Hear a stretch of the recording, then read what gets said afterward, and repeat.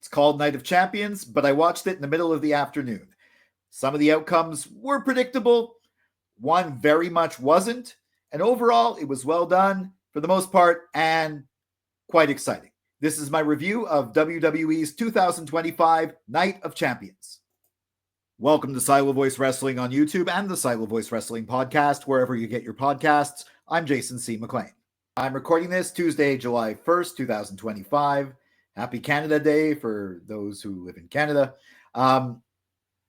Obviously, I've seen SmackDown. I just recorded the review of that. I saw Night of Champions and I've seen Raw. So I'm doing this a few days after the fact. So I will, if you indulge me, look at my notes for certain parts of this description or certain parts of this review. So let's start with the first match of the night, the King of the Ring finals between Cody Rhodes and Randy Orton. First off, there was a really hot crowd for this one. And as we find out later, they were more on Orton's side, which was a little surprising. Orton got a back injury early after giving a suplex. Cody took advantage, started kicking, targeting the injury, tried for a sleeper. Orton tried for a cover, but was still selling the injury. There were shots to the kidney. We got a Cody cutter. There's a 2 count, an avalanche Cody cutter, another 2 count. Orton gets a draping DDT, tries for the RKO, but Cody turns it into a crossroads for another 2 count. There's an RKO out of nowhere, a 2.5 count. This one, even though I knew like storyline-wise Cody was going to win, this one almost got me. Cody is in the position for the punt. Orton's about to do the punt, but he holds himself back and eventually hesitates, and eventually he goes for it, but Cody dodges it. There's a figure 4 exchange. There's a yay, boo punch exchange. People are going yay when Orton punches, boo when Cody punches. That really surprised me. I knew that they're both over baby faces. I thought the crowd was going to be a little more mixed. There was an RKO out of nowhere, a 2 count.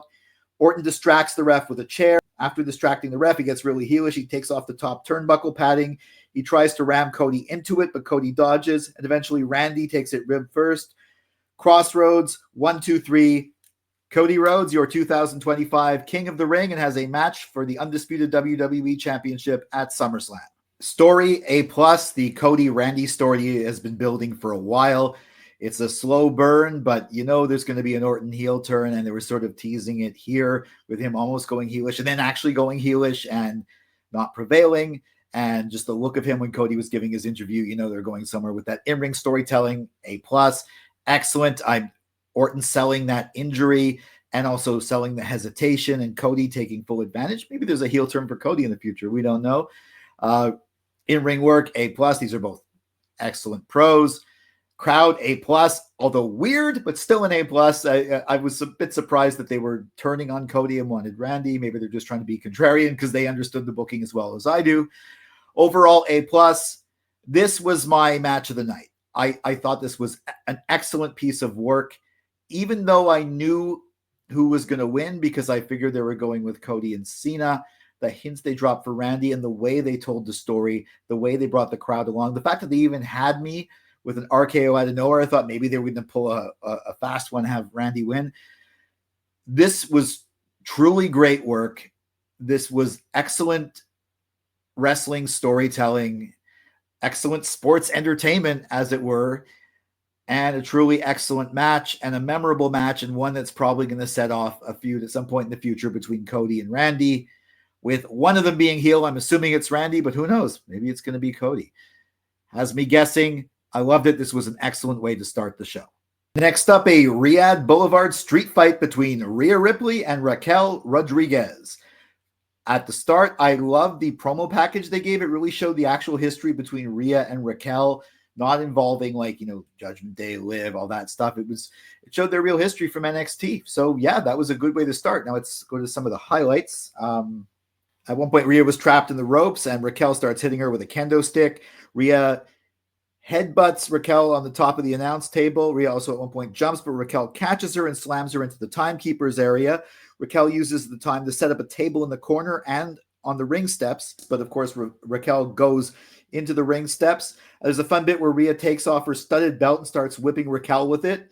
There's a razor's edge from Rhea and a kick and then a 2 count. Roxanne Perez, of course, interferes, trying to get on Raquel's good side, but Rhea puts her in the trash can and kicks the trash can. It was really funny.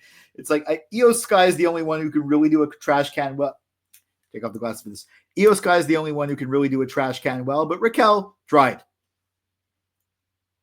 Raquel does drive Rhea into the ring steps and the table and gets a 2 count. Now the table is set up on the top rope, the one that Raquel set up, and instead of no tables were smashed in this match, Rhea gets Raquel up there with the ref holding it down for safety and gives her a riptide off the table. 1, 2, 3. Rhea Ripley wins the street fight.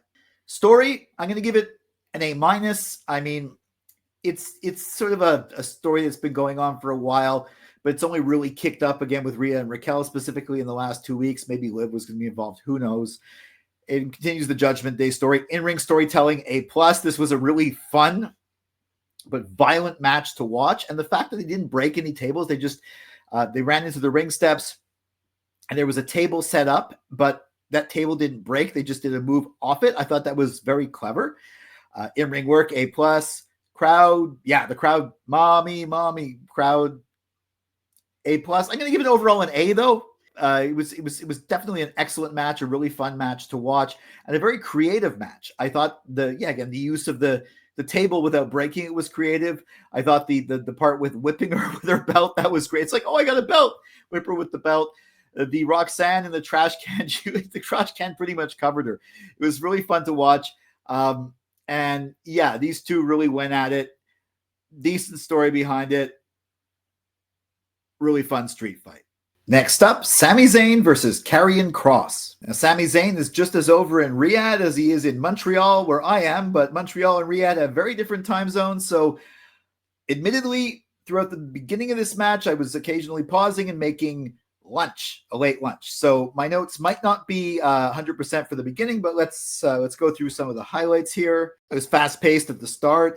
Sami even came off the barricade at one point, but Kross slowed it down. Sami was on the ropes, but Kross stands up. Sami leapfrogs over him, but Kross hits him with a leaping Death Valley driver for a 2 count.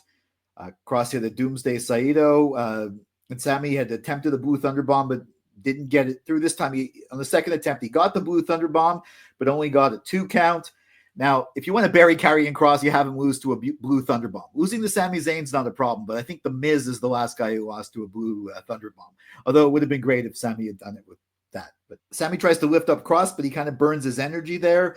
There was an exploder suplex and an attempted haluva kick, but Karrion got him into the cross jacket, and he's almost going to pass out. Sami's arm goes down once, goes down twice, but not the third time.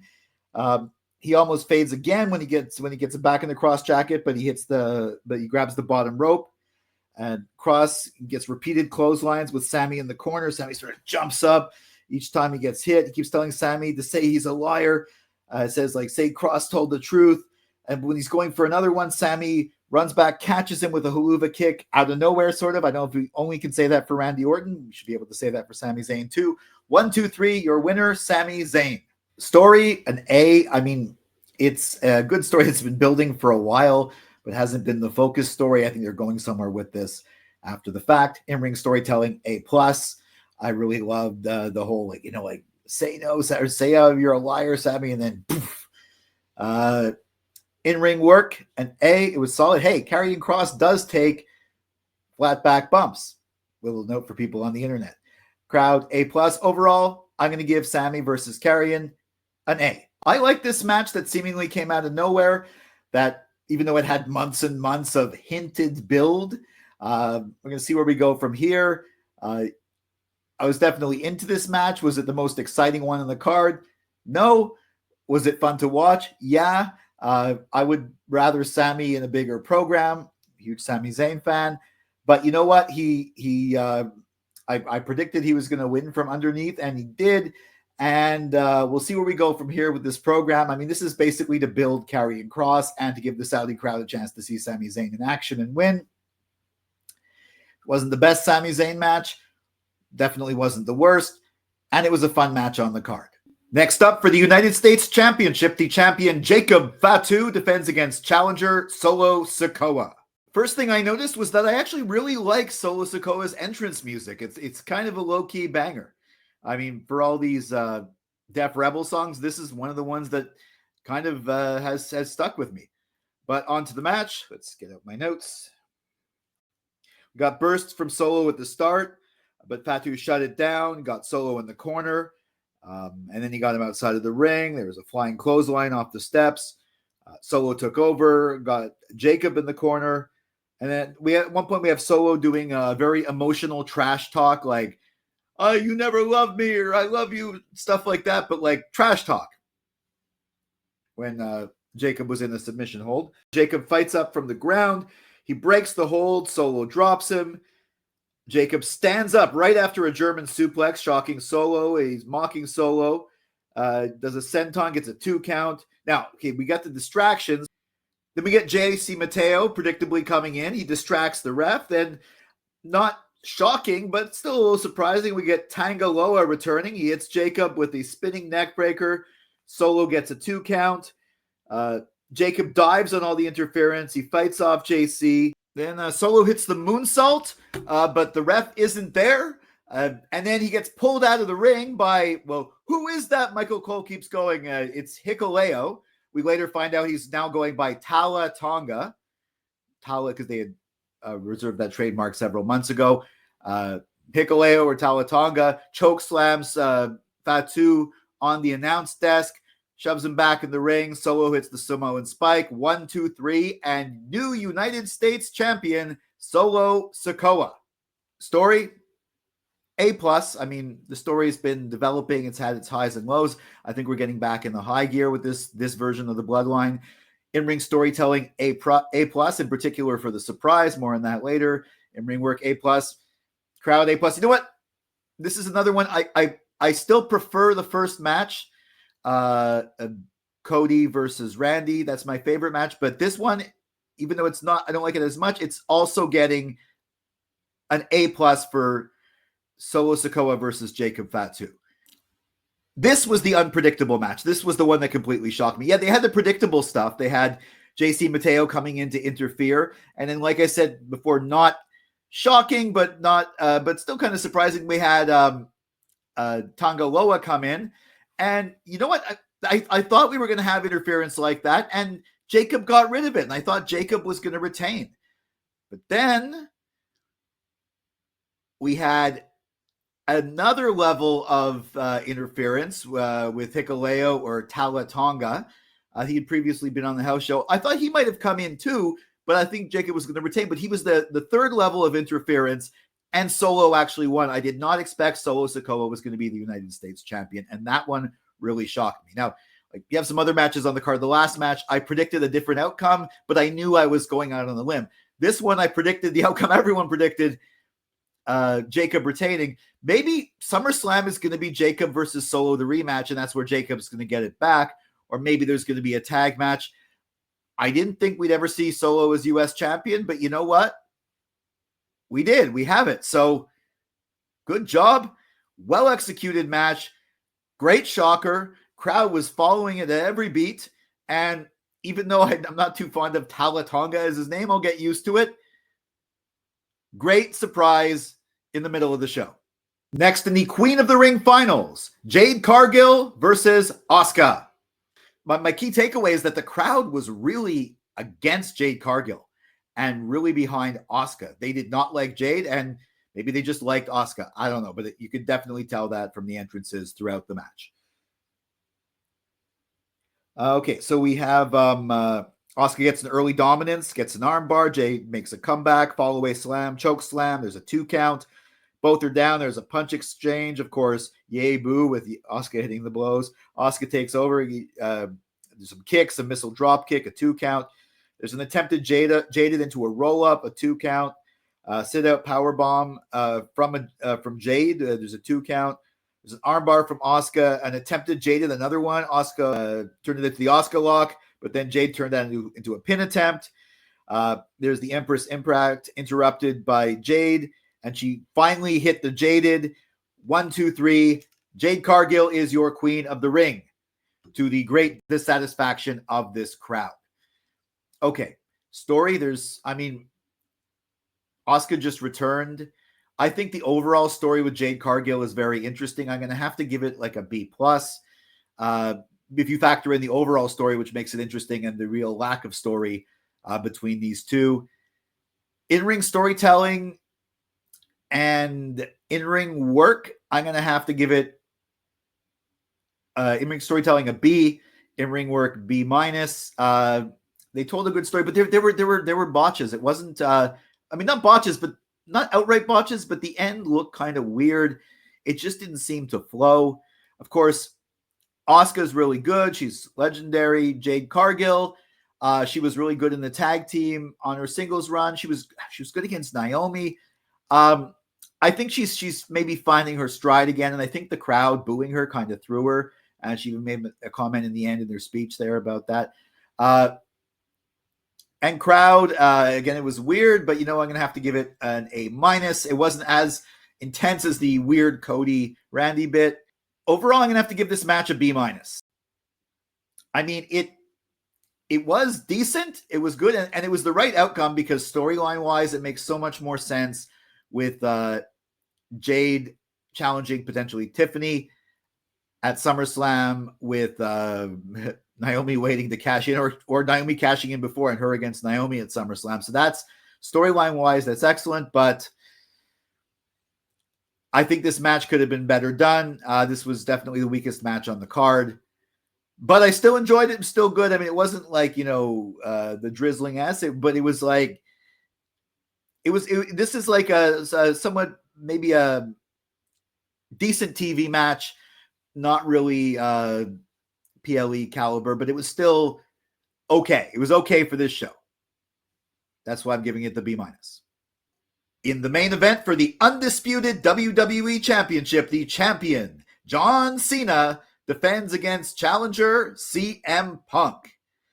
Now, I liked at the beginning with the intros, the fact that Mike Rome, the announcer, actually followed Cena's every time instructions to introduce him as the last real world champion, the greatest of all time. But he made it fair because he introduced CM Punk as the best in the world. Now, as far as notes from this match, I kind of dropped off in the early stages, but the early stages of the match is not really what matters here. Let's see what we have. Punk, of course, did the slow entrance, and he was sitting in the ring. I thought that was interesting before Cena even came down. Punk looked intense, and he looked very contemplative. There were holds at the beginning. It was a really loud and boisterous crowd, which CM Punk had recently got on his side after the pre-match press conference. I don't know, not really talking about the news, but it's Saudi Arabia. Google it. There was a shoulder tackle, a stare down. Cena took the lead with some punches, an attempted GTS by Punk. Cena gets out of the ring. Punk lies on the ropes. Cena gets Punk in the AA position. Punk turns it into a roll-up, 2 count. And that's where my notes get a little bit fuzzy. So, well, non-existent, but I do remember what happened. There was a bit where Cena is about to, hit Punk with the belt and cause a DQ, but he actually decides not to do it. He decides not to do the heel thing. He puts it down, and Punk takes advantage right away. Eventually, there's a ref bump, though, and then Punk gets the GTS. Way more than 3 count, but the ref is down. So Punk gets up, calls for a ref, looks at the back. Come on, someone come down. And someone does come down. Burn it down. Seth Rollins, Paul Heyman, Braun Breaker, Bronson Reed all come down. Seth tells his troops to attack Punk. They do. At one point, Punk fights back, but they get him outside. They put him through the announce table. And then with Cena already down and Punk down, it looks like Seth's ready to cash in. He gets in the ring with the briefcase, hoping a ref comes down. Charles Robinson, just like he did at WrestleMania so many moons ago, the Charles Robinson run, but he gets almost to the ring, and then bam, tackled by Cena. Cena gets in like, what the hell, to Rollins, like, you're not supposed to cash in on me.